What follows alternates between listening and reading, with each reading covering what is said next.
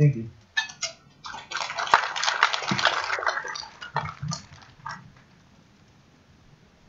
Thank you very much, Mr. Oligario. Our next presenter obtained his BS Electronics Engineering from Papua University. Let us all welcome Mr. Joshua Ian C. Bautista. His paper is about color vision deficiency compensation for visual processing disorder using Hardy-Rand-Littler tests and color transformation. Ang haba ng title.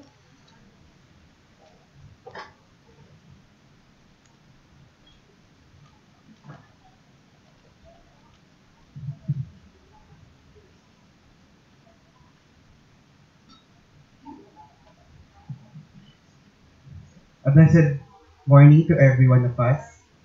I'm Joshua Ian Bautista from Mapua University. Currently, I am a fifth-year student taking BS Electronics Engineering, specializing in communication. So today, I will be presenting our paper entitled Color Vision Deficiency Compensation for Visual Processing Disorder using Hardy-Rand-Littler Test and Color Transformation. Together with me on this study is Ms. Pauline B. Niebres, Mr. Cipriano Ray Hipolito IV, Mr. Jose A. Santella, our advisors who are with us today, Engineer Jesse J. Balbin, Professor Nadia Pinugu, and our chairman, of course, Engineer Marlon Sahara, and our last advisor is Engineer Phoebus Cruz. So we also presented this paper internationally at the Nanyang Technological University held this year in Singapore, and it is also published in the different publications like the SPIE Digital Library, Scopus, Indexing, the Google Scholar, ResearchGate, and the Harvard.edu Indexing. So to start with, it is estimated that in the first 12 years of life, 80% of our learning comes from our vision. And on this case, visual processing skills take place, where it is used to gather visual information from our environment. So to explain this further, let's take a look at this photo. If you have a good eyesight, you can see this picture of a familiar object clearly. So can you guess what is it? But visual processing skills allow you to derive meaning from what you can see. Can you recognize this now? However, there are cases that weaknesses in the brain functions occur. This is called a visual processing disorder, or VPD. And one type of this VPD is the so-called visual figure ground discrimination in everyday living, especially in education and wide variety of occupation. However, there are individuals who has this type of color or deficiency, which is the color vision deficiency, or CVD. So can you imagine the life of these color deficient individuals day by day? But if not, let's take a look at these following scenarios. In school, where color plays a vital tool in learning, but for color deficient individuals, it can be a nightmare, undermining their confidence, leading to basic errors, making them slower to follow instructions that might lead to frustration and even anger. In the workplace as well, where color deficient individuals are restricted and even excluded from some professional jobs because of having the hard time identifying color. And as you can see here, we have the list of 100 jobs wherein the employers requires their employees to have the color vision testing before they are accepted to their dream job. So these are only two scenarios that these color deficient individuals experiences day by day. As a matter of fact, CVD, or color vision deficiency, is quite common among human population. CVD affects 1 in 12 boys and 1 in 200 girls. And in the Philippine context, we have a total of 942,098 PWDs as per 2000 census. And part of this is the 8%, or 76,687 Filipinos who have the color vision deficiency. So if we project this figure on this current year, we will be having a larger value, right? That's why many researchers have focused their study on the compensation of color vision deficiency. And one of these promising studies, the so-called color transformation for colorblind compensation on augmented reality systems. So this kind of plate is a color test plate.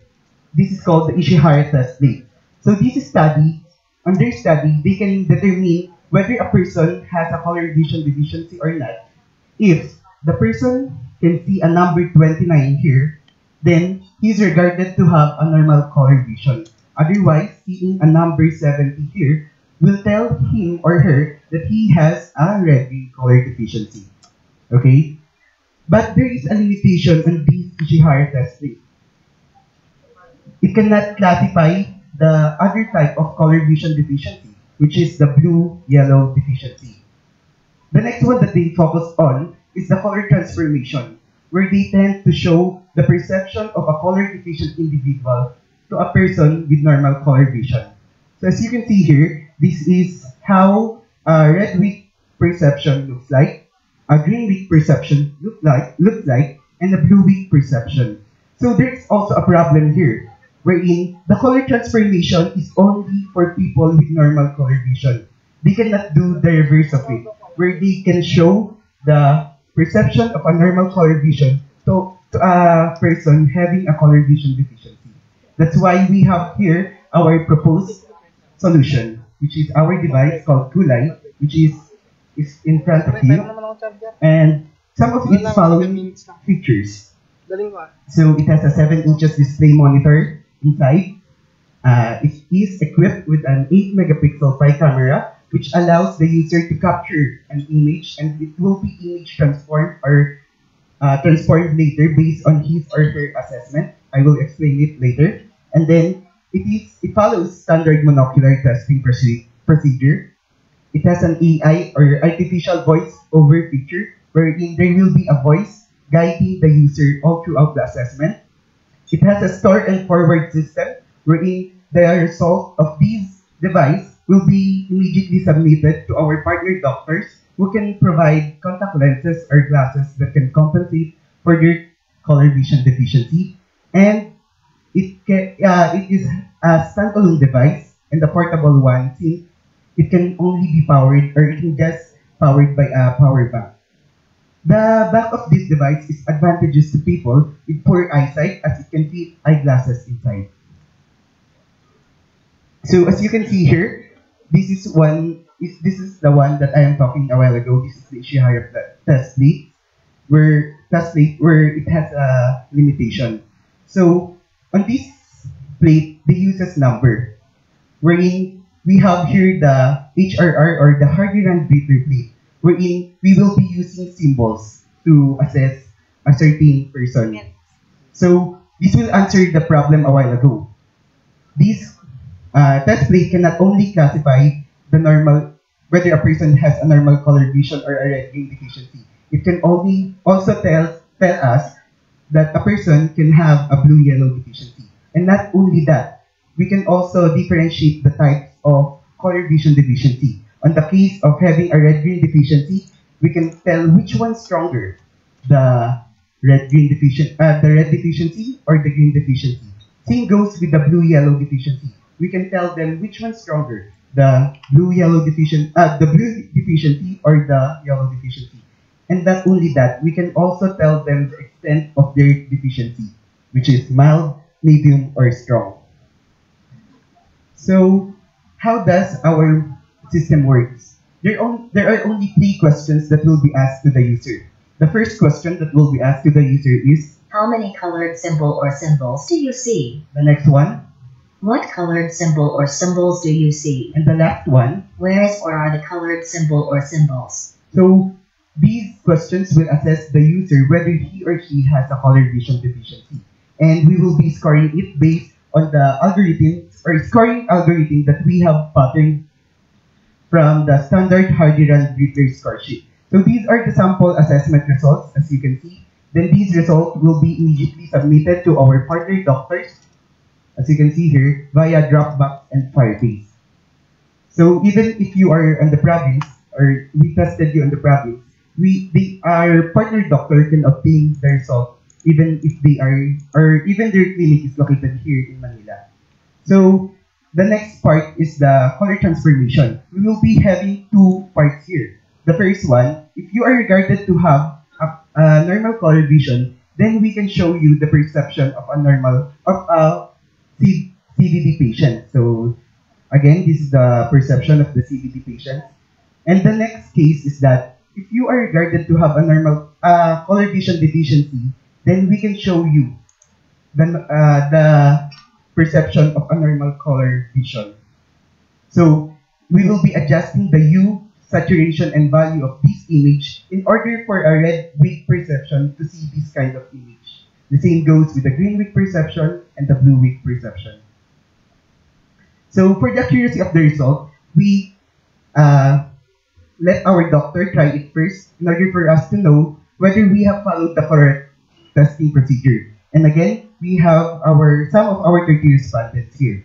So, but before that, they should first try or test their visual acuity or 20/20 vision test in order for them not to have an erroneous result. So after that, the actual HR test will follow. And we have compared the result we have gathered from the Kulay device, from this device, and the results gathered by the doctor's assessment result. So if you can see this one, we have here the blue one is for the right eye, and the left one is for the, the orange one is for the left eye. So we have, let's take the Kulay's assessment first. We have 11 persons who have normal color vision, 17 persons who have RG deficiency, and 2 who have blue-yellow deficiency. And for the left eye, we have 17 persons who has normal color vision, 13 who have RG deficiency, and none for the blue-yellow deficiency. So as you can see, we have obtained the same result. This is the mean number of respondents versus the conditions. And for the types, we have obtained the same result. And for the extent of deficiency. So, for the accuracy of the color transformation, we have compared our color transformed images based or from the most often used color transformation studies, which are the Machado and the Brettel. So, how do we do it? We have used the structural similarity index method, where these algorithm can compare the color transformed images. So it ranges in value from -1 to 1, where 1 indicates perfect similarity. So as you can see, we have obtained a success here. So before I end my presentation, let me ask you one question. Can you imagine life without color? If not, think of these Filipinos who have color vision deficiency. They cannot see the world the same way we see it. But we can do something about it through our device called Kulay. We can make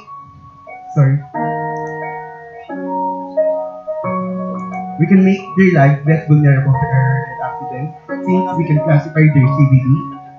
We can tell the type of their color vision deficiency. We can even tell the extent of color vision deficiency. We also follow the standard monocular testing procedure. We have the AI voice over feature. It is a standalone device and is equipped with an 8 megapixel 5 camera module, which allows us to show you the perception of a color deficient individual or even the perception of a normal color vision to a person with CVD. We can also connect our users or via Dropbox and Firebase to our partner doctors who can compensate for their color vision deficiency.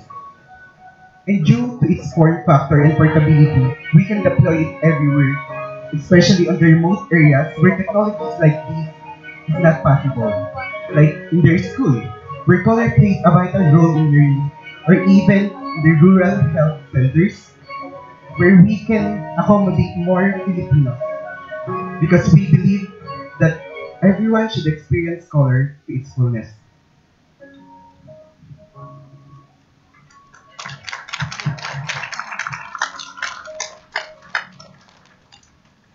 I think this is the beginning of especially in the field of technology, electronics, communication, engineering, working we, like doctors, come up with the gadgets, device that will help them in their activities. So more promising things are yet to come. And congratulations again, Keith, for doing a good job. Congratulations and good luck. So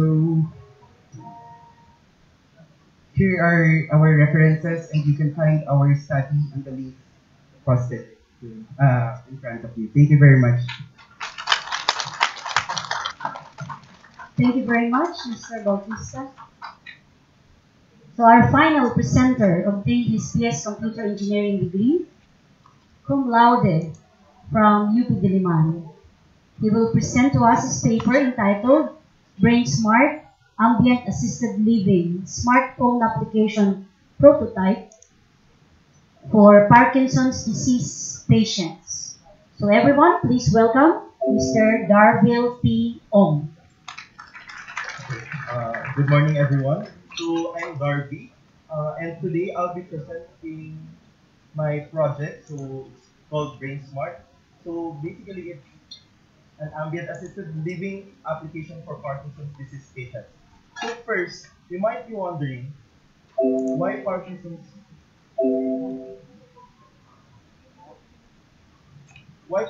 disease. So Parkinson's disease is a degenerative neurological disorder that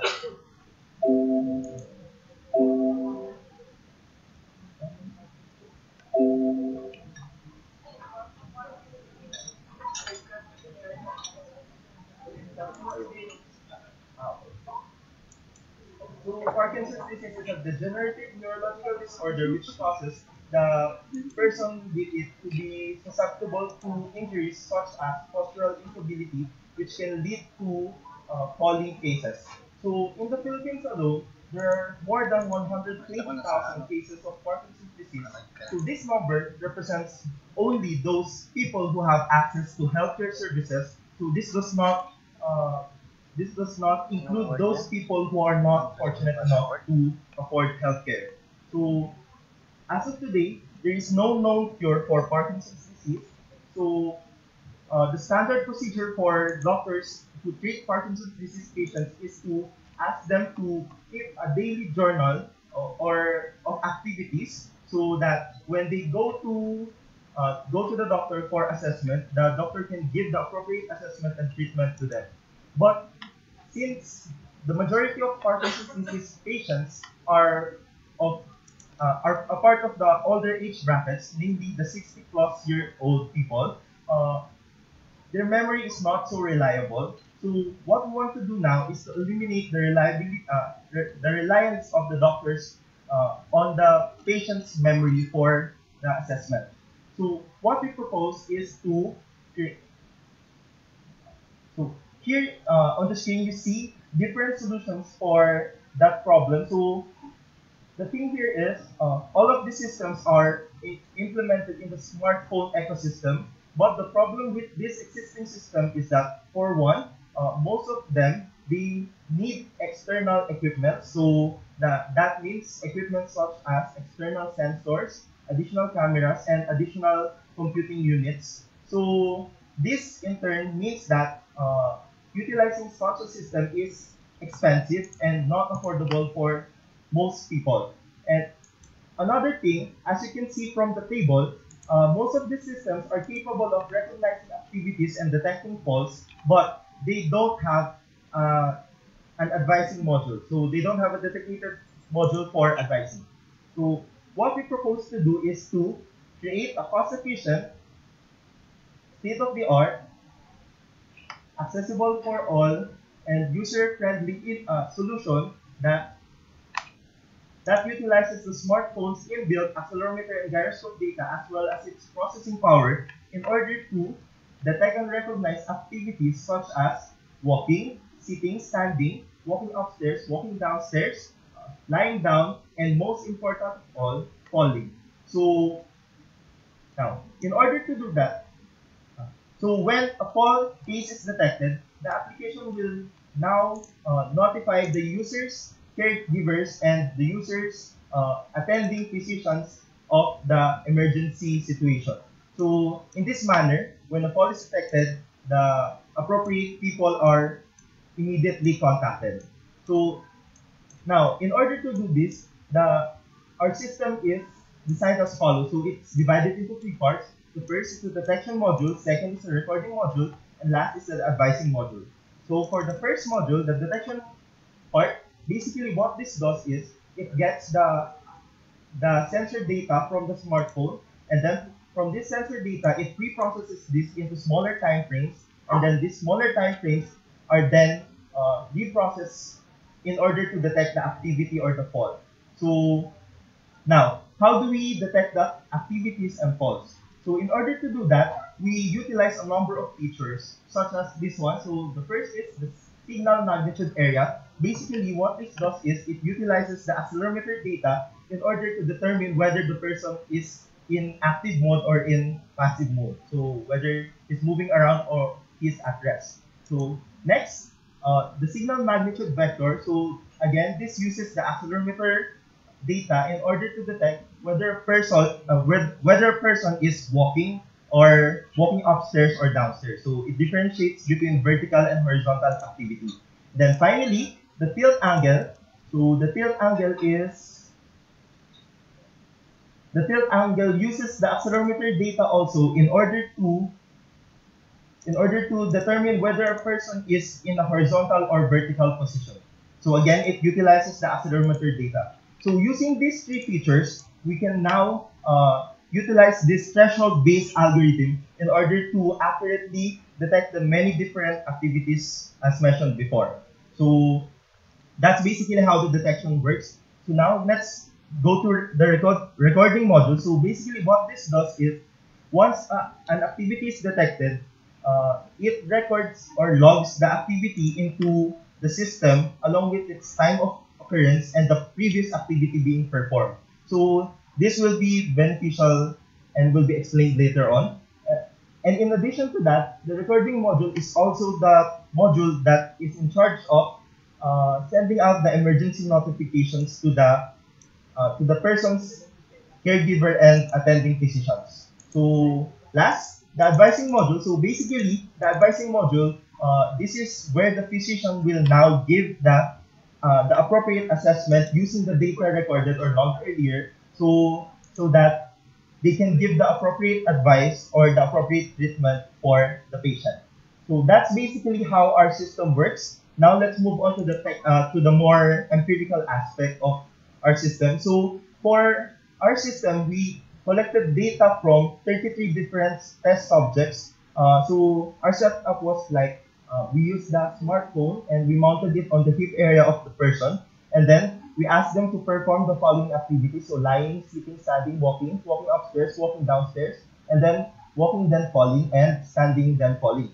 So each of these activities were performed for a minute each, and then the data was collected.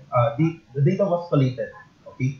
So now, with the data collated, we were able to analyze the algorithm's performance. So here you see two different tables. The table on the left is the general threshold table. So what this means is that using all of the data collected from 33 test subjects, we were able to get the feature value for the threshold-based algorithm. So this is more of an average or general threshold values for that algorithm.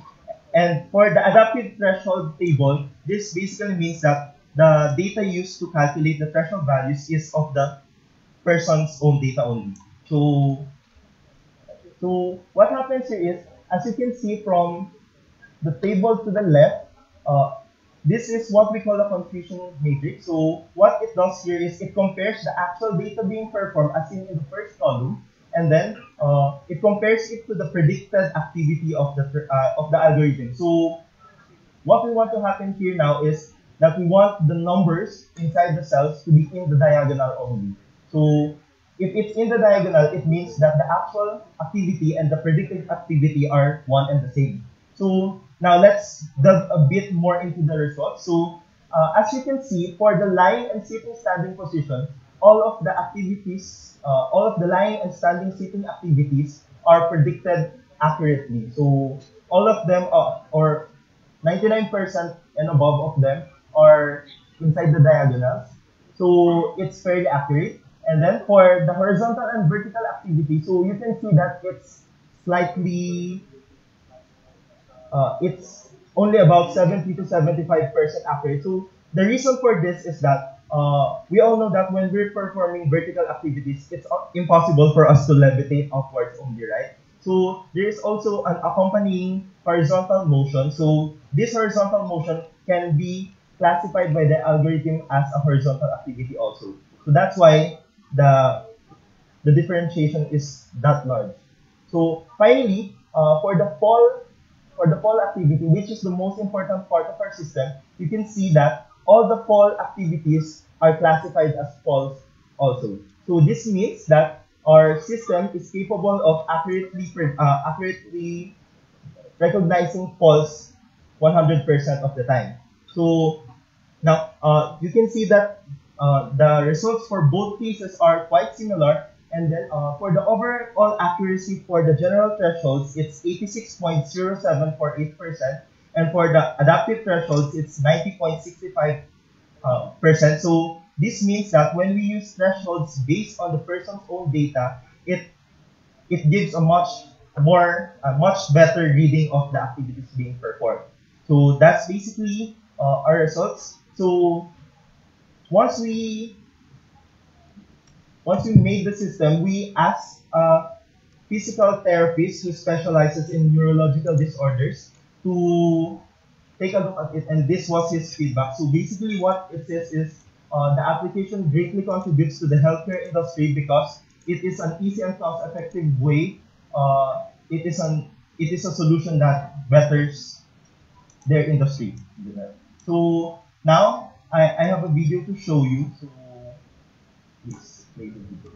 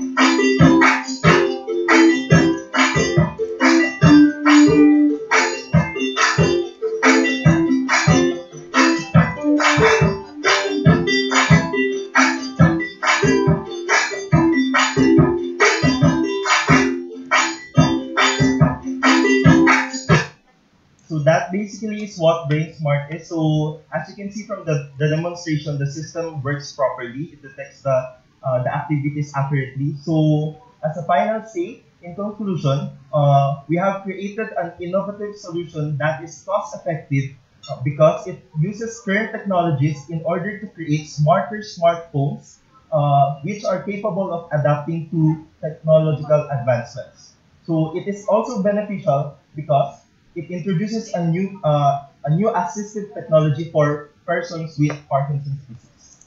Thank you.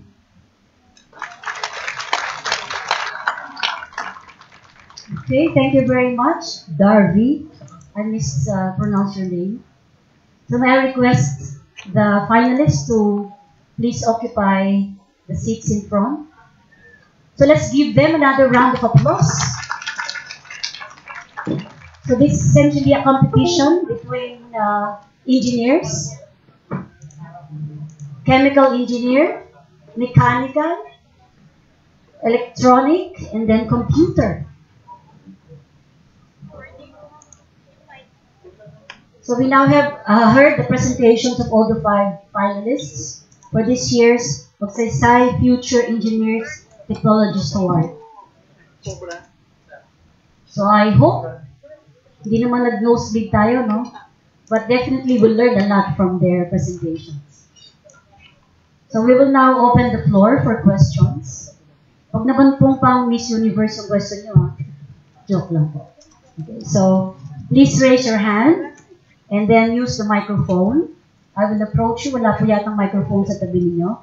and then please state your name, and then of course your institution.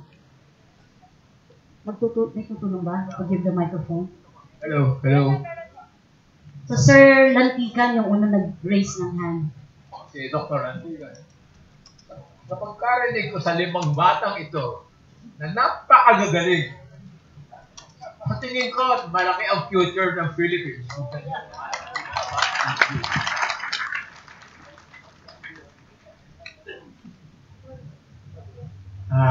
Responding member Ray Villariano of NAS. I have a question to Ms. Ngo. I'm just concerned on the sustainable sourcing of the waste abaca. But in relation to that also, my question is, why did you consider only abaca in your study? Considering, let's say, if you tap the Mosa species, yung the family of the bananas and maybe you will have more source because there are some which are not really used for fiber. The simplest reason why we used abaca is because we had the funding from DOST to utilize waste abaca. But apart from that, waste abaca really has, we have a big market for abaca abroad. And so we are really producing this in very high volumes. And we're concerned with the waste generated from this.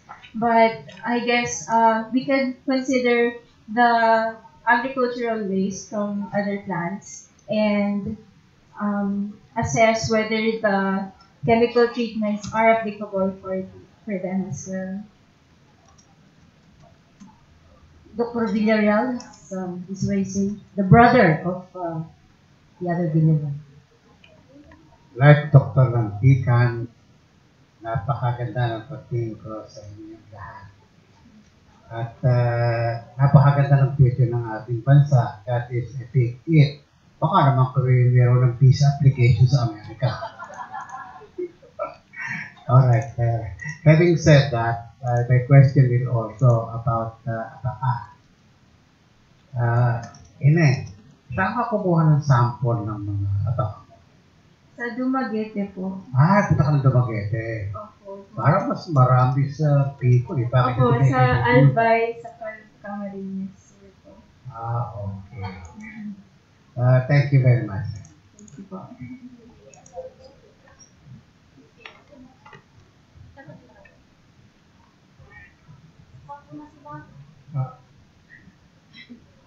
I would like to congratulate also everybody, but from the commercial side, what was the purpose of Ms. Ngo? Were you interested finding a filler for the Swapnismen, or really you are interested in abaca? The second one. After you made the sample, what was the strength after 1 year, 2 years, 3 years? Because it may be strong, but after several years it might collapse. Do you have data? The study was conducted a year ago, so I guess we can perform the tests now. But to answer first the first question, we were looking for an alternative to OPC, mainly because OPC is very energy intensive and contributes a lot of CO2 emissions. So geopolymer really cuts back on all those environmental footprint. Also, if we do cost analysis, actually, geopolymer would reduce the cost by at least 11%. As per our preliminary calculations. Okay, so now for the second question.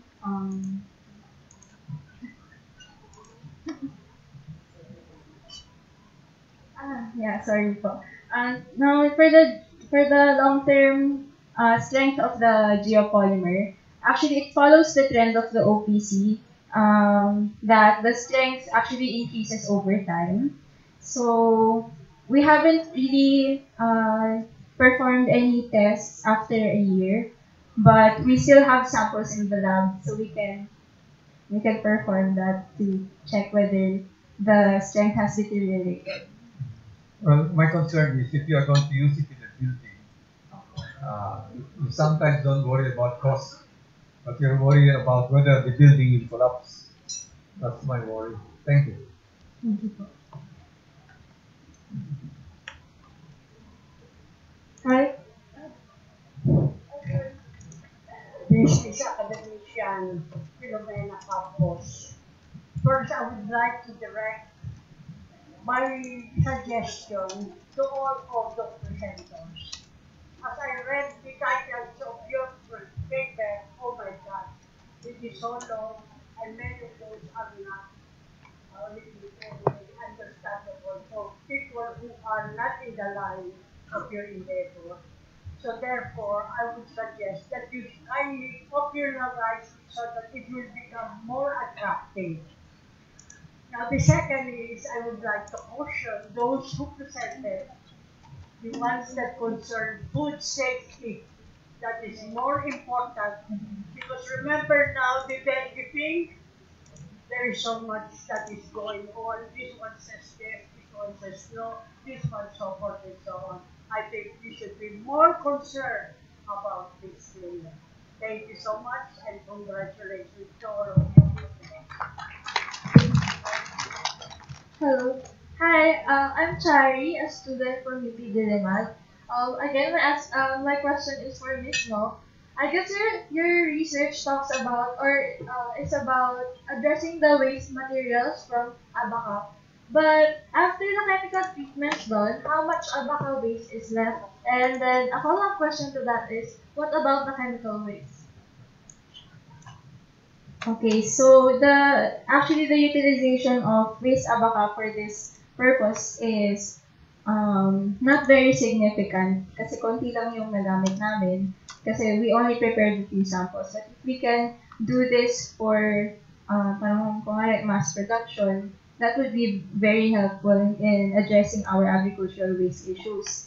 Now for the chemical waste, the treatments involve soaking the fibers in sodium hydroxide and aluminum sulfate. And these reagents can be reused by recycling them. So I guess that can help minimize the chemical waste from the process. Thank you. Thank you for the presentations. Congratulations on 5. I'd just like to suggest to be small that you do the cost analysis. And my question is, what can we patent your outputs? I think for IP and Yes. for giving honor to the country. All of the 5 patentable products. Yes. Actually, we're really looking into the possibility of having them patented, which is why we didn't disclose the formulation of the geopolymer and the loading of the abaca.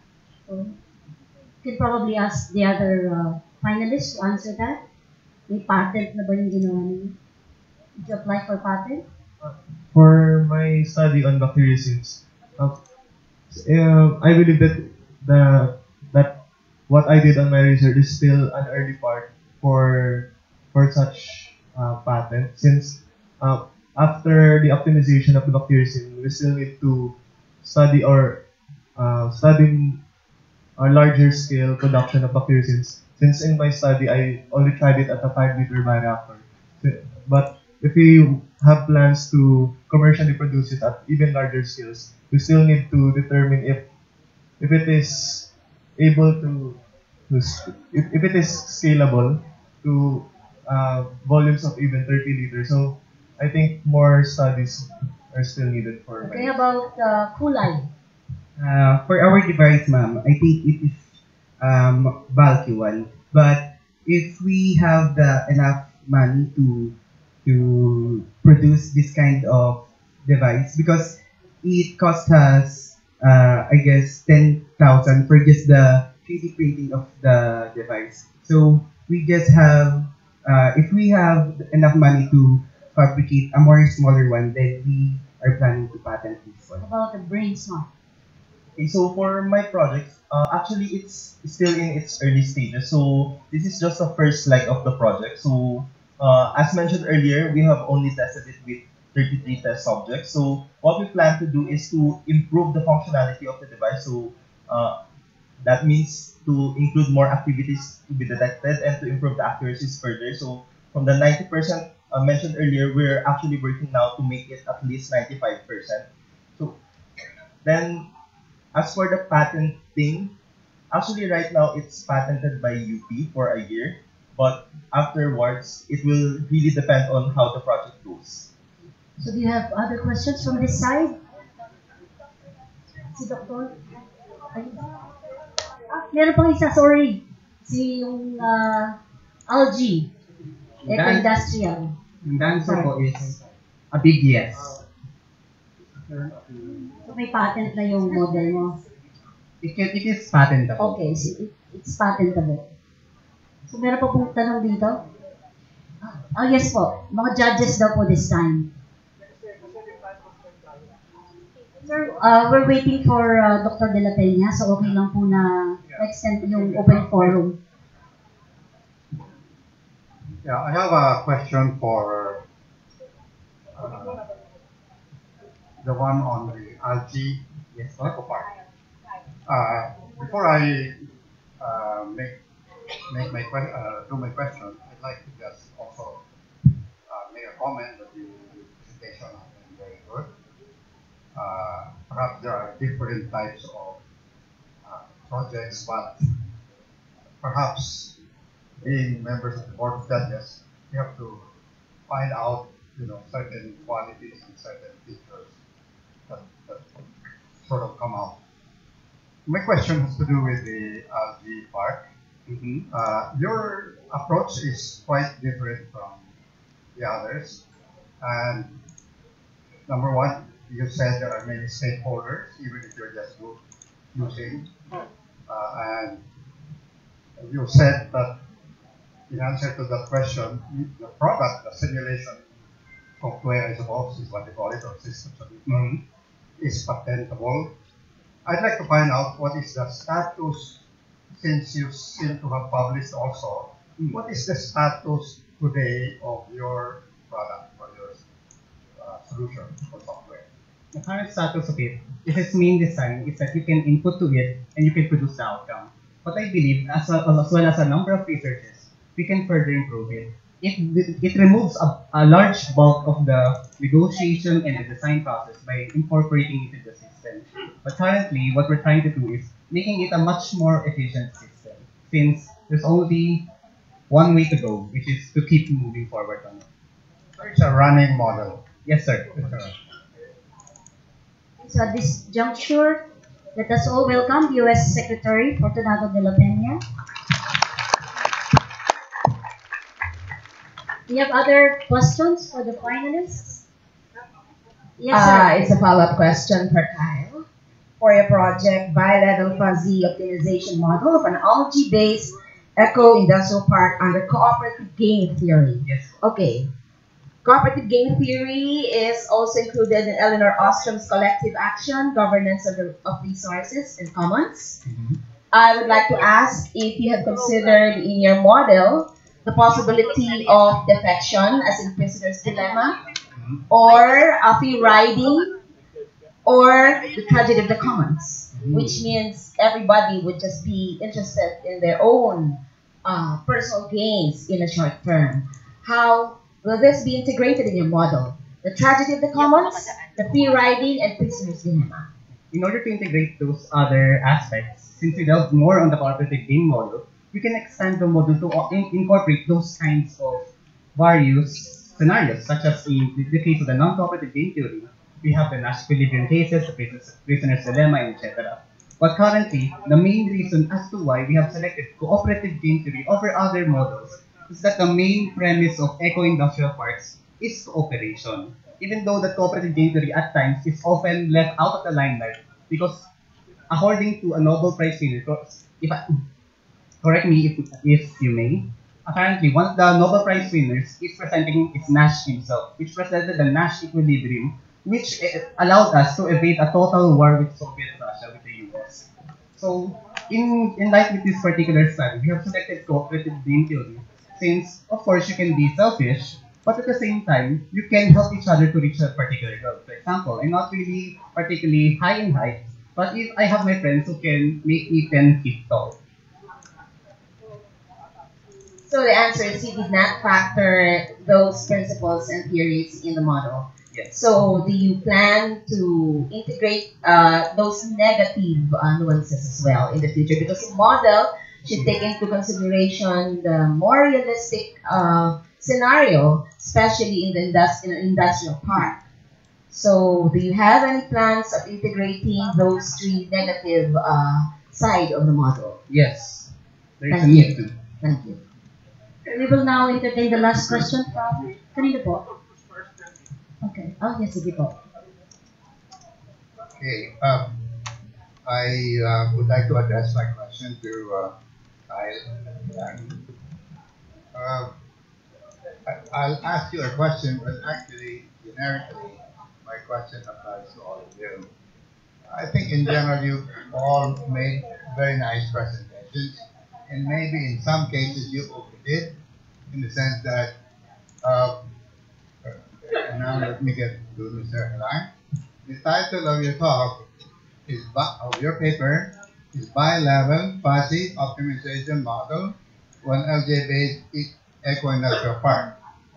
Now, you obviously applied your own principle to your own choice of what to present. There are multi-criteria, multiple stakeholders, and you have to decide what to present.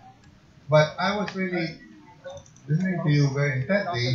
I never heard you define the first word, bi-level. I never heard you define the second word, fuzzy. And I never heard you define the third word, optimization. And the fourth word, a model. You concentrated on the eco-industrial part, and you say, believe me, this is the optimum. But as you know, in game theory, you have to define what optimum means. There's no such thing as the optimum. So, could you say a little bit more on the process you went through to decide how to choose what to present? So let's start first with bi-level optimization. So in an eco-industrial park, what usually happens is we have the industrial players as a lower level decision makers. And we have the park authority found as the upper level decision maker to facilitate the industrial symbiosis that's happening between. So in a mathematical context, what bi-level optimization or programming is that the objective function of the lower level decision maker is nested into the main optimization problem of the upper level decision maker. So it's like an optimization problem within an optimization problem. So as mentioned earlier, what does optimization mean? It means we're trying to achieve the best possible solution to satisfy the objectives that we want to happen. For example, when we're taking an exam, we want to get the highest possible score. That's our main objective, maximize our score. So our constraints is how much time would I spend? What topic should I study? Etc. We want to determine what kind of setup or solution would help us yield that particular solution. We want to get the best out of it. That's optimization. As for fuzzy, as the name suggests, it's a little fuzzy, of course, but it tries to it translates the qualitative aspect into a quantitative standpoint. So how does it work? For example, back to the example of getting the exam right, the highest possible grade that we can have is of course 100. But that's rarely the case. Sometimes we get a 90, sometimes we get an 80, and sometimes, like a few cases of ours, we got a 30, 20, but you know what happens. So what happens in fuzzy is that we don't rely on a single target value. We provide a tolerance, a range, a leeway. So instead of 100, why not make it 80 to 100? We can be happy with that. So what fuzzy is, it provides appearance, and we introduce a variable known as the degree of satisfaction, or in layman's terms, the happiness meter. How happy are we in achieving that objective? So for example, if you get a 100, of course, we're completely satisfied. No questions asked. If we get a 90, we're 50% satisfied. If we get a 70, we're not really satisfied per se. So, in the I hope Mr. Aguilar already answered your question, sir. Good morning. I'm Gisela Concepcion from the Philippines, and with due respect to our judges, I've requested to ask the questions. I think it's really fine. So we're interested in IP and usefulness or applications of your technologies. I'd like to congratulate the five of you, but I think that IP is either high value composition of matter IP or process IP. So for our first presenter, it is both composition of matter and process. For our second and third, likely more of a composition of matter, and for our third, fourth, and fifth, perhaps process. So I think the common question is for the first three, what's the level of characterization and characterization of your composition of matter? In the first case, the microalgae is the innovation in the complex system, and the yield of the biofuel, which is based on the kind of fatty acid it produces, is very critical. So is there enough information there to inform the game theory or the complex system analysis? For the second one, you did a chemical treatment of your abaca, and issues have been raised about the biodegradability or the environmental issues. So we'd like to know too, what kind of products of abaca cellulose oligosaccharides or products you're using for a geopolymer composite, and whether a chemical treatment would provide you that kind of standardized products, knowing that chemical hydrolysis, acid or base catalyzed, is not as specific, for example, as enzyme catalyzed cellulose degradation, which could be provided by some microorganisms. Okay, so that is the chemical composition component. And then for the third, Parkinson's, no, it's bacteriocin. So I should know something about this together with the microbiologist. So well, let's find out what is the basis of your bioassay. You're quantifying bacteriocin, but you're actually using a bioassay that is dependent on its activity on a test pathogen or organism. So to what level have you chemically characterized the yield of your bacteriocin and that's your bacteriocin in particular?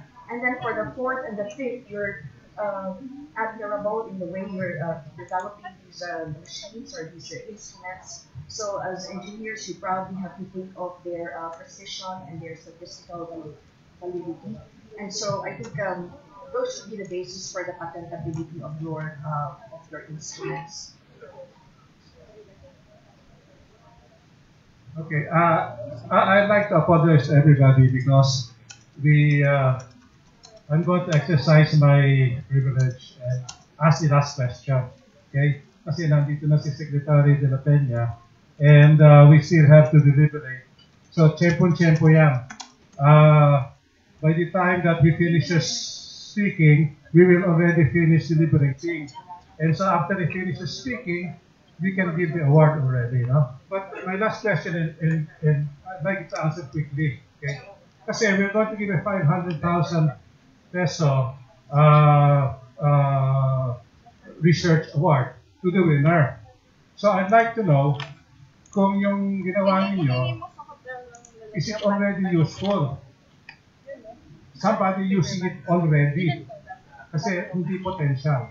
Kung wala, can you tell us the single, just one aspect which you feel will have an immediate impact and application, at it's that aspect where you will apply for the 500,000 grant. So, if possible, 1 or 2 sentences lang. Kaming aspect nun, dun sa proposed na... Kasi, this will guide us in our judging. Kasi we also want to give a prize to the one with the biggest potential. And the sooner the potential, the better. Kaya kung pwede, 1 or 2 sentences lang kasi medyo late na. it is the decision support system is a planning system. Those who can benefit is any industry player around. For me, geopolymer is actually already commercialized in other countries like Germany and France. Yes, po. So actually, we really believe in this material as our future green material. So we're really interested in expanding its application and studies here in the Philippines, so we can prove that it is sustainable and eventually apply. For my case of the research of bacteriocins, as I mentioned in my presentation, one of the bacteriocins have a lot of applications, but I would like to focus on one particular potential on the use of bacteriocins, and that is on the bioactive packagings. Since many products nowadays, like sausages or hot dogs, have a film coating around them, it is possible to look at the potential of introducing bacteriocins in that film so that we can extend shelf life of food and other related products.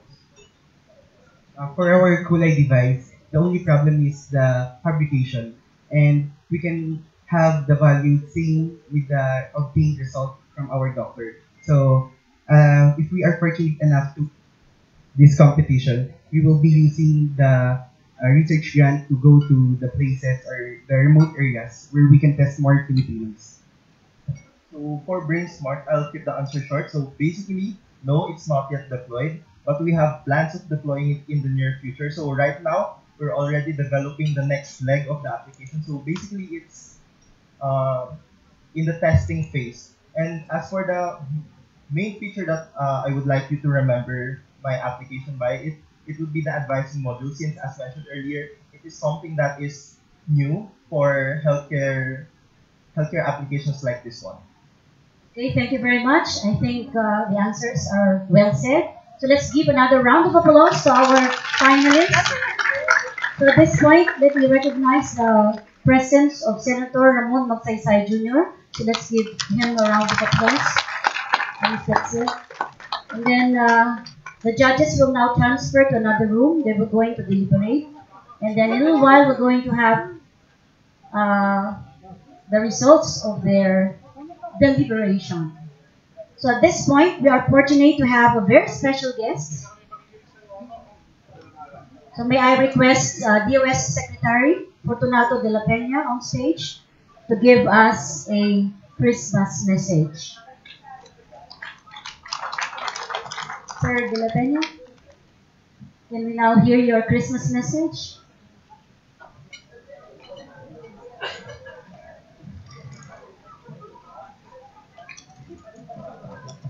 So again, let's give a round of applause to Dr. de la Peña.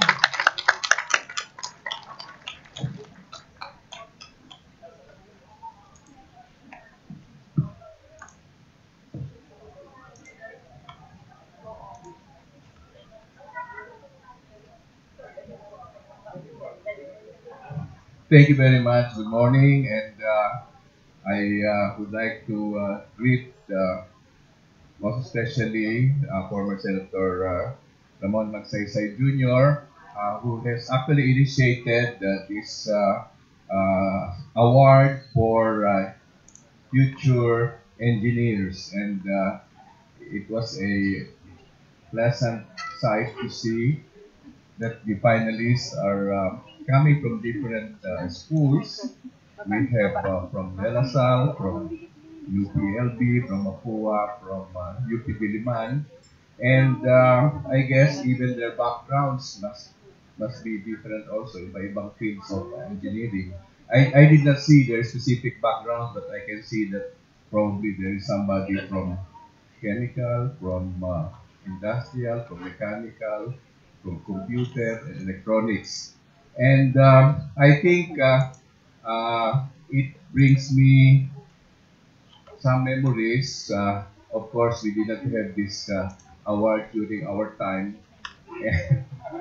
And the research that we were doing when we were in senior year were far more simpler than this one. Okay, just to entertain you, I would like to describe the final project I had before graduating from chemical engineering.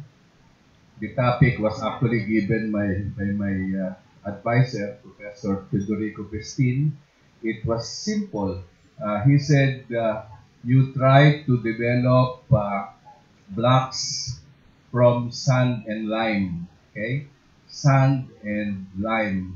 So, without the use of any other material, we just have to mix them together, do some compression, and we asked him how do the materials bind themselves into a block, okay? And so he explained, and we researched, and we found out that it can be done through the application of high temperature steam in a what we call, ano nga yung tinatawag pagka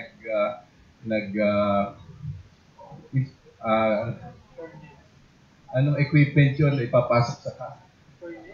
No, it's not a furnace. It's not a kiln. It's a kettle na nandun yung high pressure steam. Ha? Yung ginagamit sa pag-sterilize. Autoclave. Thank you, sir. So, autoclave. Ang problema, wala namang nabibili kang autoclave wala rin laboratory autoclave na available. So, we have to fabricate our own autoclave. And mabuti na lang merong adequate supply of steam dun sa chemical engineering laboratory. And so, we did several samples. And our professor told us that during the final presentation, we will have an actual, well, of course, we have to report everything that we found out about the material, tensile strength, compressive strength, water absorptivity, heat conduction, etc., etc. And on the day itself, actually, yung nag-conduct ng examination sa amin, yung pala yung laboratory teacher, no? So I remember. And after reporting all the computations that we had, sabi niya, ang kahuli-hulihang step, ibabagsak ko yung ginawa ninyong brick. At pag yun ay hindi nabasa, pasado na kayo. So, dinako na lang sa dasal. Buti hindi nabasa. But it was very simple. Pagka nadidinig itong mga title ng mga research na ito ngayon, nakakatuwa naman dahil talagang high-tech na. Anyway, my message is actually a year-end report. Okay? So, it's not even a Christmas message. It's really a year-end report.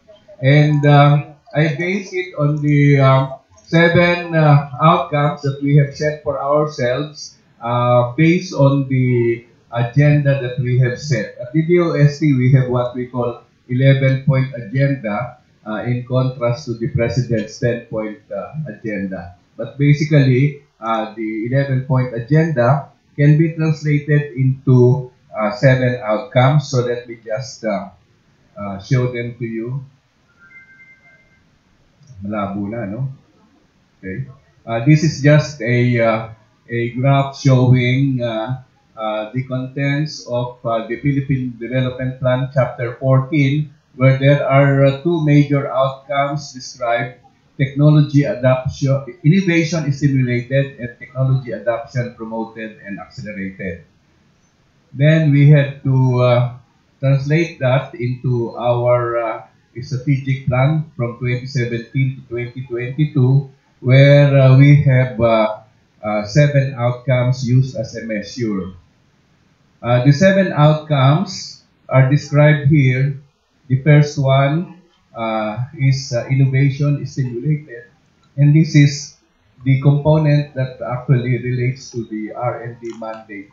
Okay, so we provide R&D support, and we measure the outcomes through the results generated, technologies, products, processes, new knowledge, intellectual property, etc. And the second one, which is I think given very high priority now, is that the technologies should be adopted and utilized. And this is measured by the outcome technology adoption promoted and accelerated. The third outcome has something to do with the human resources. It says critical mass of globally competitive science and technology and innovation human resources are developed. The fourth outcome is productivity and efficiency for communities and for the production sector, particularly focusing on the micro, small, and medium enterprise sector. Outcome 5 is resiliency to disaster risk and climate change ensured. There are two other outcomes which has something to do with the capability building also. And outcome 6 actually is in support of the President's agenda on developing the regions, hastening the development of the regions. On our part, we support that by trying to increase our research and development pool by including the researchers in the region, particularly those institutions which have excellent research facilities and manpower by this time. So in the past, we have to admit that the research and development program in the DOST is somehow concentrated on the hands of a few institutions, you know. But now we are expanding it, and outcome 6 says inequality in science, technology, and innovation capacities and opportunities reduced. Outcome 7 is effective governance. So, how did we fare for 2017? Now,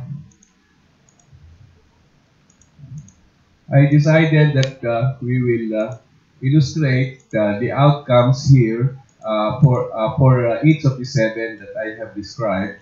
And when we talk of innovation stimulated, I did not count anymore how many outputs we have produced, but to highlight on some of the generated outputs. The pictures here, for example, depict the R&D projects with their corresponding outcomes. So here you can see as an example that Carrageenan plant growth promoter, which is produced through irradiation of carrageenan and extracting the juice, and this can be used as a plant growth promoter.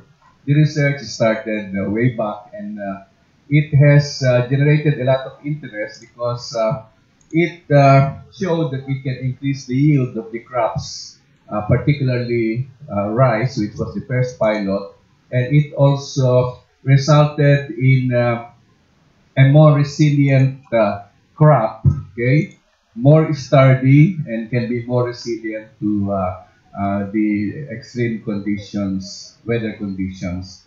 The coconut R&D program has been started also a few years ago, and this is of course dealing with the technology. Instead of deriving one planting per mature coconut through the coconut ano tawag dun sa technology na yun? Somatic. Okay. The coconut hindi nakalagay dito.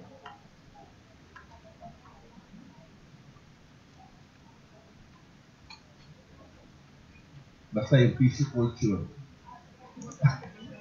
Ano tawag ko? Somatic embryogenesis. Ilang beses ko nang kinabisa yun, pero talagang nauutal ako dun sa haba ng technology. But at the moment, the situation is that we are already able to generate some 200 planting materials out of one mature coconut, and hopefully that can still be increased. The trade-off, of course, is matagal ang gestation period bago maging ready for planting. But compare the 200 against the single plant that you can derive from the traditional way. You can see here one big program that Picard is supporting. The native animal improvement. We have the native pigs, we have the native ducks, we have the native chicken. And before I learned about this project, I did not realize that even the natives would be different from one place to another. You know, I remember when one time I went to Cebu and they served me chicken. Sabi nila sa akin, this is native chicken. Sabi ko, Tagalog, masarap yan. Ay, hindi ho, Bisaya ho yan. But really, in the list, there are about 9 that have been identified, okay, native breeds of chicken, and for the pigs, we have 7. Iba yung itsura ng Kalinga native pig, iba yung Marinduque native pig, etc. So, yung nakikita niyong picture na yan, yun yung Kalinga native pig. Akala ko noong una ay pregnant siya, hindi pala, ganun talaga ang porte niya. Okay. And why are we putting a lot of importance on these native varieties? I guess for one thing, okay, this is really seen as a potential to help improve livelihood opportunities of our people, particularly in the rural areas. If the breeding can be improved, okay, you can devise the raising techniques better, can even improve the number of birds that you can have, okay? Yeah. And here, we see these native animals as probably helping us in the future because they are more resilient, okay? Now, let me just go through the other research areas. These are for agriculture. Well, here in the area of health research, the biggest program that we have is the Tuklas Lunas program, or the Drug Discovery and Development program. And in here, while we started the Drug Discovery and Development program way back in the, I think, early or mid-80s, and we know, for example, that during that time it was only UP Manila that was doing the research on this. It resulted in some breakthroughs, but of course, very few breakthroughs. No? Ang tagal ng proseso bago matapos yung mga clinical trials. Okay?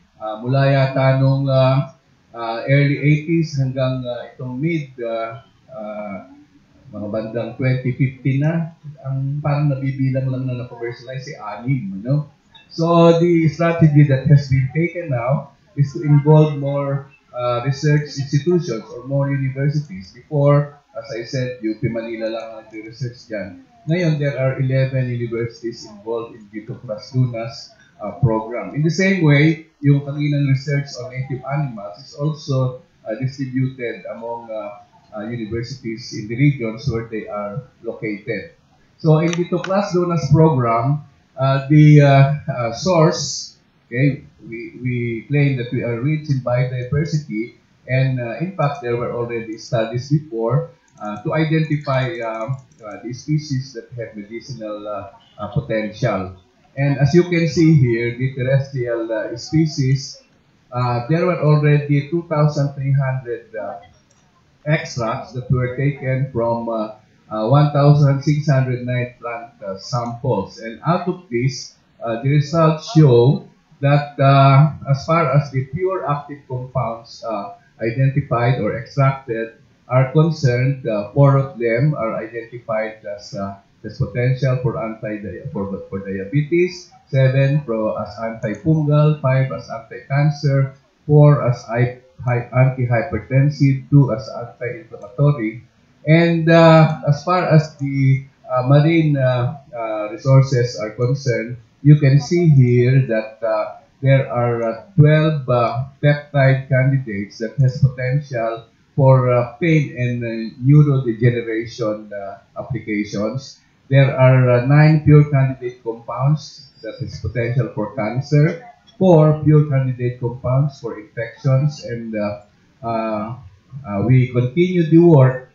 I think the process that is being adopted, or the strategy it is not shown here, but it has been described as two parallel strategies. First, we do the full R&D up to the clinical trials for certain species, but for others, we stop at the identification of the active ingredients, which can already be picked up by pharmaceutical companies for clinical trials. And we can already have some economic gains even at that stage.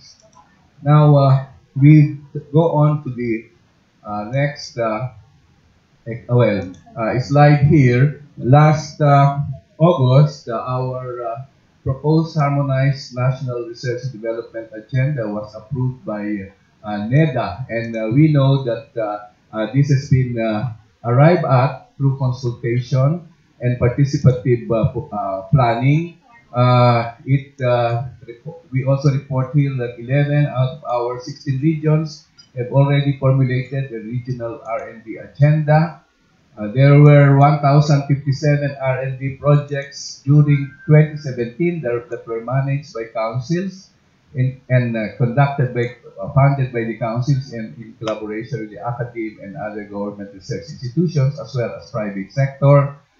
64 projects were completed and disseminated within our own research and development institutes. In terms of assistance for intellectual property rights protection, there were 345 patents and utility model copyright registration filed at the IPO based on these research outcomes.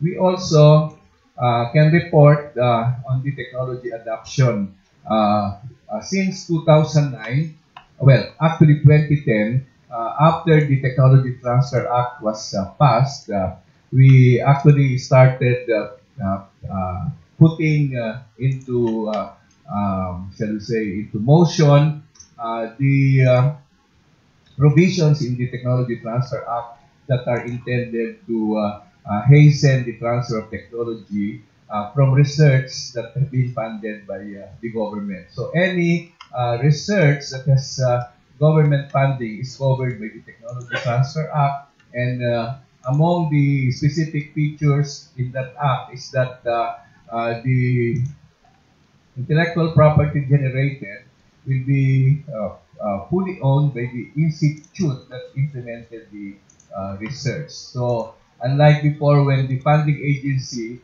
has a share, okay, in whatever economic benefits that will be derived from the intellectual property generated under the Technology Transfer Act, yung provider ng funds ay wala ng share.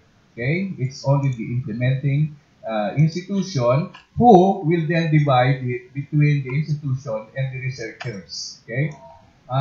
Now, one aspect that really helped us a lot is the procedure that has been provided in the Technology Transfer Act. You know, the transfer of technology, it's like selling a product, okay? And, you know, in government, whether you are selling or buying, okay, you have to go through a process. In procurement, you have bidding, okay?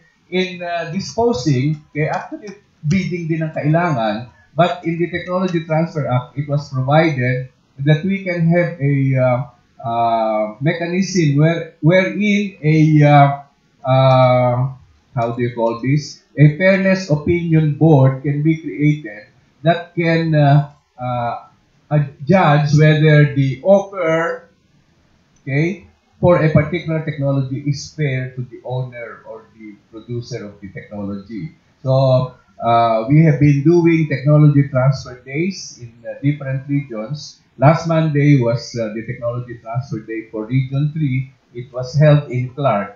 And it is very interesting to observe the proceedings during the Technology Transfer Day. I have observed this. We have finished the one in Cebu, in Cagayan de Oro, in Iloilo, and then in Central Luzon. Tapos na rin ba sa Davao, Tony? And also in Davao. And how does the procedure go? In one place, the technology offerers or the source of technology will be represented because it has to be, they have to present the technology or the product that they have developed.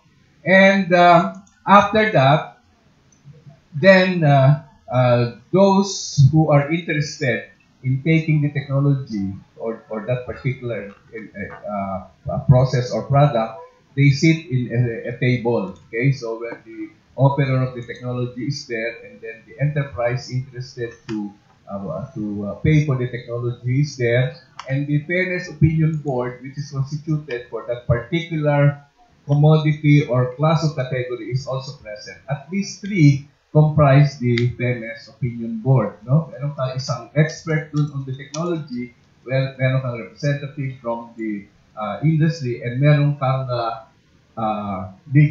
legal expert. Okay. Anyway, so the negotiation is done there. Okay. And if there is an agreement already, and the Fairness Opinion Board says that the offer is fair, okay, and the offerer of the technology agrees, then they sign already. And when the entrepreneurs are invited, they are supposed to bring with them certain documents, okay, that are needed, like their registration, their permits, their financial report.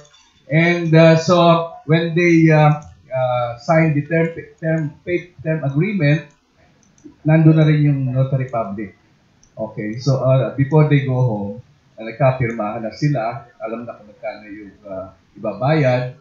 And last Monday, for example, in Clark, there were 18 agreements that were signed, and there were 8 more na nag-agree na, pero kulang pa ng papeles yung mga entrepreneurs na bumibili ng technology. But really, to me, this is a very positive development, because the producers of the technology have an incentive. You know? It's not only the possible complications that they will have, of course, the intellectual property, but there is really some economic benefit that is already being realized.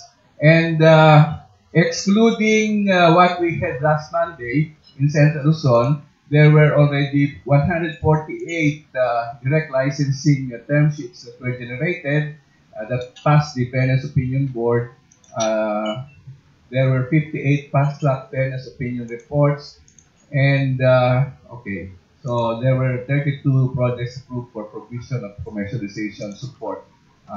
Others that are covered will be support to inventions and pre-commercialization support that can be provided. As we know, the most critical period for a new technology is really the transition from the laboratory or prototype to commercial scale. Okay. Now we have here, okay. Well, these are some of the examples also of the activities that are being undertaken apart from the technology transfer day that I have described.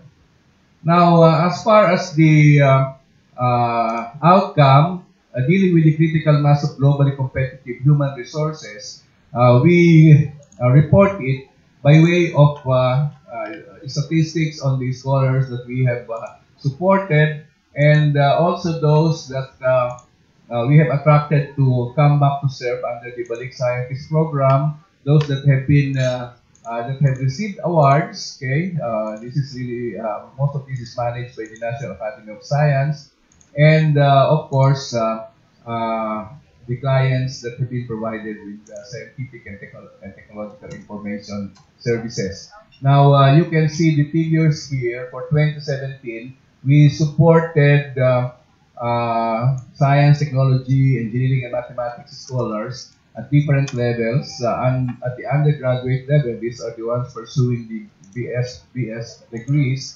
We supported 19,058, for the MS 2,669, and for PhD 996. This is for 2017. In addition, there were 7,881 Philippine Science High School scholars in the 16 regional campuses. For your information, we now have a complete set of PPSci in every region. You know? So these are the statistics. We expect the BS statistics to increase sharply by 2018, because for 2016 and 2017, we did not get freshman scholars because we did not have the high school graduates yet. Okay. So we expect this to increase significantly. Now, by the way, I just would like to mention that in the case of the Balik Scientist program, you will notice that it's not attracting too many at 30, between 30 to 40 a year. And it has been going on for almost 40 years, with a lot of 10 years, sometime in the 90s. But we have many Balik scientists who have actually settled permanently here already. And so the shall we say the solution that has been proposed have all been embodied in the bill, okay, legislating what we call an enhanced Balik scientist program. This is, I think, one legislation that that may very soon be signed, because the enhanced Balik scientist program has passed on third reading at the House of Representatives and has passed on third reading at the Senate, and it is now in the stage of creating the conference committees for the bicameral discussions. Okay, so here outcome 4, on the other hand, is very specific on productivity and efficiency through science and technology. And in particular, the small enterprises, you will see the statistics there. 574 enterprises received the Set Up Innovation Fund, okay, that enabled them to procure hardware and software to improve their productivity, to upgrade their technology, to expand capacity. And they reported the average increase in the productivity of firms, okay, using a certain guide to compute the increase in productivity, is at around 39%. Okay. Now, 10,902 products of our assisted enterprises have been uploaded at the online ordering system called One Store. Still on this outcome, there were 3 new technology business incubators established during 2017, bringing the total to 13. And 2 weeks ago, we announced the extension of assistance to 20 new technology business incubators spread all over the country. Other statistics include the usual count in terms of the number of customers that we have served in our laboratories and the number of communities we have also extended assistance to upgrade or to improve their living conditions. Now, outcome 5, this was one of the surprises I had when I came in last year, that we were actually devoting about 25% of our R&D money to researches involved in disaster risk reduction and climate change adaptation. What we have reported here is not only the R&D component, but really the accomplishments involved in upgrading our facilities. Among them, for this year, the completion of 4 additional Doppler weather radar installations, the completion of 2 flood forecasting and warning centers, and of course the improvement in the monitoring of volcanoes and earthquakes. I would like to report as an example that last Saturday I was in Naga for the groundbreaking of the enhanced flood forecasting system for the Bicol River Basin. JICA, the Japanese government, has been one of the consistent supporters of our initiatives at weather forecasting, flood forecasting, rainfall forecasting. And last Saturday, it was really an upgrading of the facilities that they supported 35 years ago. They supported the facilities for flood forecasting at the Bicol River Basin way back, okay, in 1983. Okay, now that is almost 35 years ago. However, the equipment have been well maintained. Okay, but no matter how well maintained it is already 35 years old, and there are of course more up-to-date equipment that can be utilized. So they have allocated 900 million yen just to upgrade that facility for the Bicol River Basin. That's around 400 million pesos. Now, there are others that pertain to resiliency and disaster risk reduction. Most of them involve forecasting techniques, the development of instruments now locally developed, the improvement in the signal system, okay, and most importantly, the production of hazard maps that we did through the deployment of the LiDAR technology, light intensity and ranging technology, which we adapted from the UK, but I think we have done some improvements on it also. This is a third example of a research program that has been participated by many universities. So, uso na ngayon na mayroong isang research program, maraming universities ang involved, no? Dahil yung mga applications dun sa area nila, sila na ang gumagawa. Kanina, ipinakita ko yung isang example, which is on Tuklas Lunas. The other one is on the research on native animals. This is a third example. Yung ating LiDAR project was implemented by 16 universities. By this time, halos tapos na yung program na yon. But the 16 universities have developed quite a lot of capability within themselves, and most of them have now their own programs that can make their program self-sufficient. Now, still on the resiliency and disaster risk aspect, as I said, the warning and communication aspect is very important, and we actually support the national NDRRMC, National Disaster Risk Reduction Management Council. We belong to the cluster that takes charge of prevention. Okay, and here are some of the activities related to that. Climate change adaptation, capacity building, the development of policies, plans, and partnerships.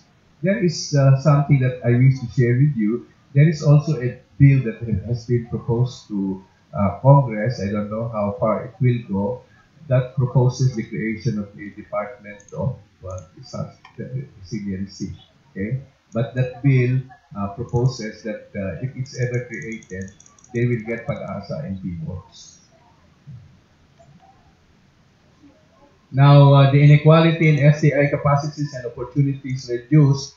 This is where we have been actively searching for so-called niche centers, NICHE, in the different institutions in the regions, mostly in the universities. And we have, at this point, already identified 6 of them. Okay, so the support will include R&D project support, which may include the procurement of needed equipment and facilities for the research center, as well as the leadership development program in that center. And I can say here and report to you that the Balik scientists have been quite involved, because we have adopted a policy that as much as possible, the regional institutions can request for Balik scientists who can help them either develop proposals or set up facilities. I have always used as an example what I saw in Iloilo. It was by chance. I had some time left during my visit, so I said, I have heard that the University of San Agustin has already been trying their best to, shall we say, upgrade the research facility. So we visited the University of San Agustin. Meron man taga University of San Agustin dito. And we found a husband and wife team, Balik scientists, yung long-term category for 2 years, working on the pharmaceutical research program under the University of San Agustin. Yung palang San Agustin, ang kanilang pinakamalalaking baccalaureate programs ay pharmacy at medical technology.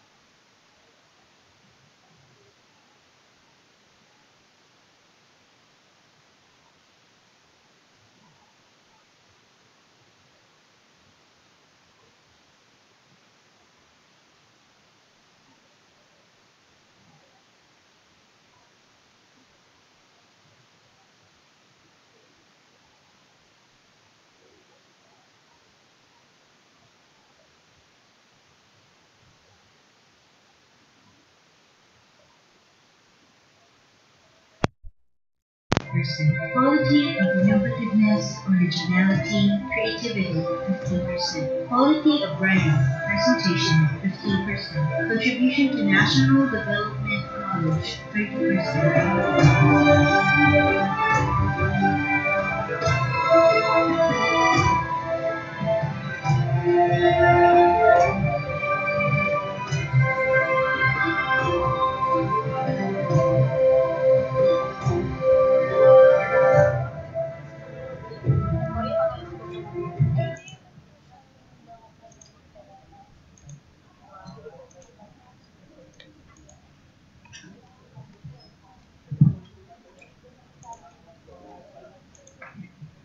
At this point, may I request Honorable Ramon Magsaysay Jr., DOST Fortunato de la Peña, and NAS President, Academician William G. Padolina, to be on stage for the awarding. They will be assisted by Academician Angel Lazaro. So the first and second and third prize winners will receive cash prize and a plaque of recognition from NAS. And the first prize will also be given a research grant of 500,000 upon approval of the research proposal. So I would like first to acknowledge the members of the Board of Judges, Academician Angel Lazaro, Academician Jose B. Cruz Jr., Academician William Torres, Ms. Ruby Cristobal of Science Education Institute from CHED, and Academician Emil Q. Javier.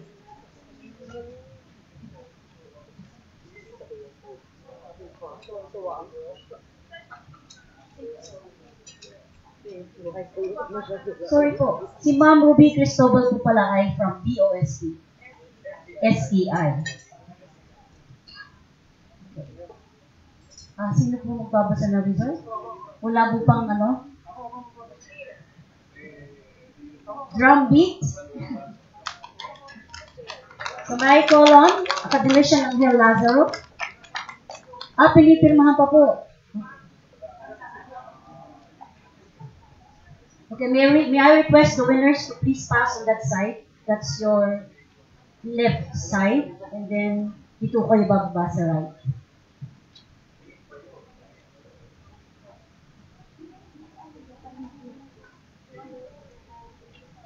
Para sigurado na walang mali. Patagalin natin ng konti para may suspense, may suspense. Dahan-dahan lang.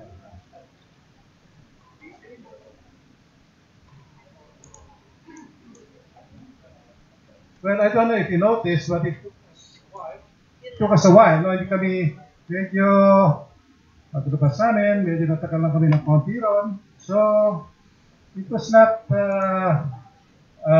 it was a challenge. Actually, this is consistent with the exercise this year.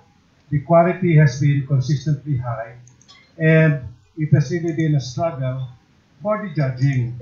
So, a lot of effort, time and effort, and probably expense has been utilized for determining the winners, and today is no exception. But nevertheless, well, we finally came to a decision, and I am about to announce it. Okay, so I will start to remind you, we will have the first, second, and third placers, and then there will be two special citations. Okay? Hindi ko na ulitin yung amount dahil hindi naman masyadong malaki.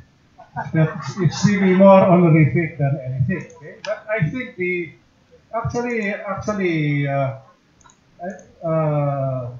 for the winners, I think you can really be proud. What you've been through, and to emerge as the winners all the way to the 5th place, I think is quite an achievement. You should be proud of yourselves, and your schools should be proud of you, and all of us are proud of you. So before I announce, can we just give an applause to all five? Okay, so the two winners winning the special citation award are Kyle Darit Aguilar, and Harvey Ong.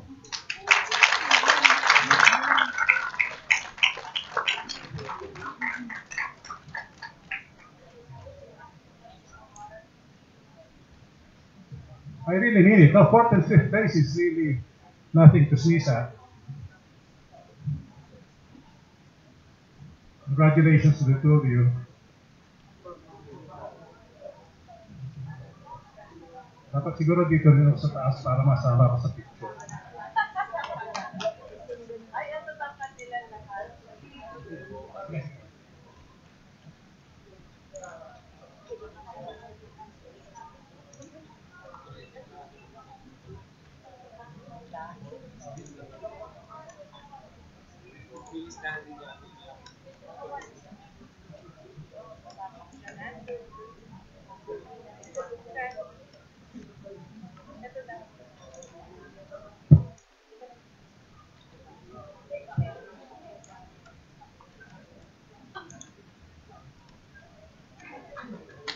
Congratulations, Mr. Aguilar and Mr. Ong. Okay, so we now go to the third place, and the third place is Joshua Ian Bautista.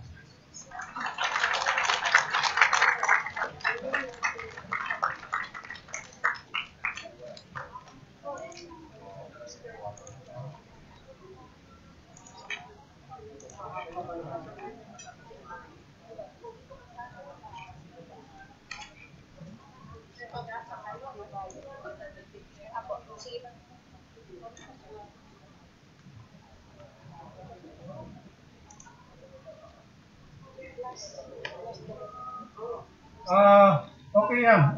Actually, okay lang kung gusto niyo isama yung groupmates niyo, pwede yan. Pwede yan.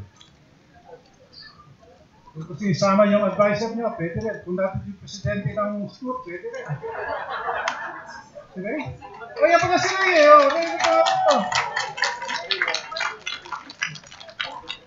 Hindi ko lang nandito ka na, no? Aksidente lang yan. Ang ganda mo naman tingin ko.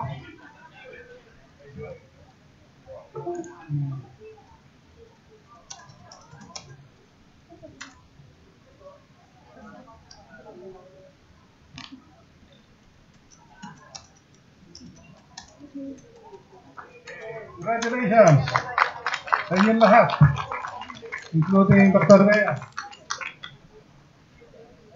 Okay, so we now have two left, no? Kaya pag parang Miss Universe to, pag pinasa ko yung second, alam niyo na kung sino yung first, no? So, I'm going to record. Huh?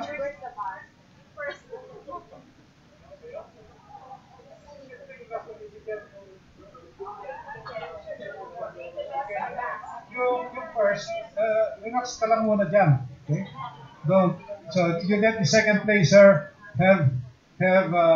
hindi ko sabihin yung, kasi pag sabi kong his or her, alam na kagad eh. Okay?